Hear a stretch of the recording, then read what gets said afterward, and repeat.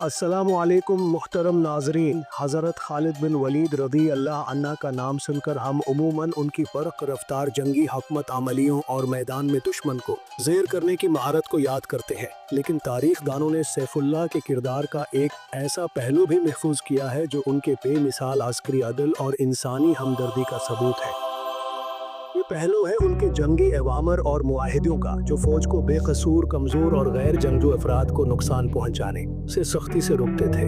आइए इस तारीखी वाकया की तफसीली झलक देखते हैं और इस वीडियो को लाइक और शेयर जरूर करें। मुहतरम नाज़रीन, हज़रत खालिद बिन वलीद रज़ी अल्लाह अन्हा ने किसी भी इलाके में अहम जोई से कबल अपने फौजी दस्तों के लिए वाज़ेह हदायत जारी किए। ये हदायत सिर्फ फौजी अहदाफ तक महदूद नहीं थी, बल्कि इखलाकी असूलों पर मबनी थी। उनके अवामर में एक वाज़ेह शक ये थी कि फौज हरगिज किसी बुजुर्ग, बच्चे या खातून को निशाना नहीं बनाएगी। ये हुक्म इस्लामी जंगी कवानीन के ऐन मुताबिक था, जिससे पता चलता है कि इस्लाम में जंग का मकसद जुल्म को रोकना है, न कि आम जिंदगी को तबाह करना। मेरे प्यारे दोस्तों, इन अवामर में एक खास जिक्र ईसाई राहिबों और पादरियों का था।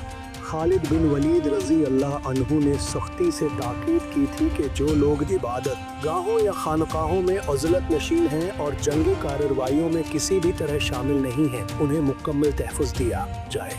उनकी जान, माल और इबादत की जगहों को हर सूरत में महफूज रखा जाए। ये शिक एक फातेह की आला ज़र्फ़ी का जीता जागता नमूना है।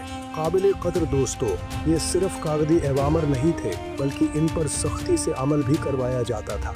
तारीखी वाक़यात गवाह है कि मुस्लिम फ़ौज ने जिन इलाकों को फ़तह किया, वहाँ ईसाइयों की खानकाहें और गिरजा घर सदियों तक महफूज रहे।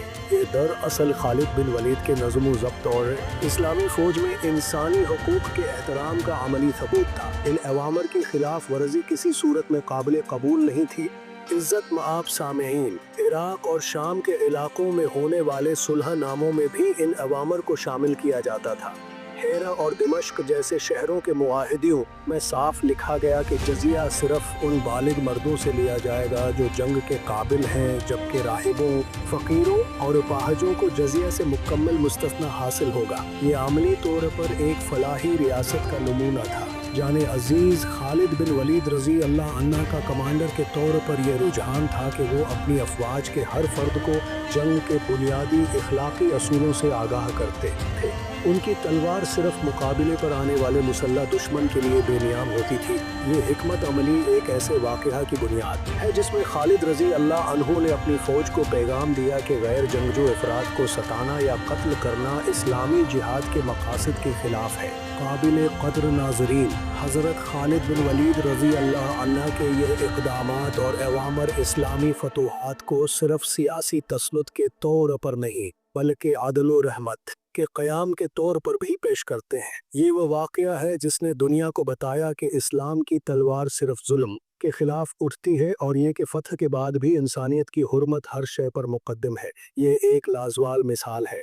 दोस्तों, हज़रत खालिद बिन वलीद के अदल की ये झलक हमें तारीख़ के अजीम सिप्पे सालारों में उनका बुलंद मकाम दिखाती है। CTI लाइन, अगर आपको सैफुल्लाह का ये पहलू पसंद आया है तो इस सच्चे तारीखी वाक़या पर अपना तबसरा ज़रूर दें और मज़ीद ऐसे हक़ाइक़ जानने के लिए हमारे चैनल को सब्सक्राइब करें। शुक्रिया।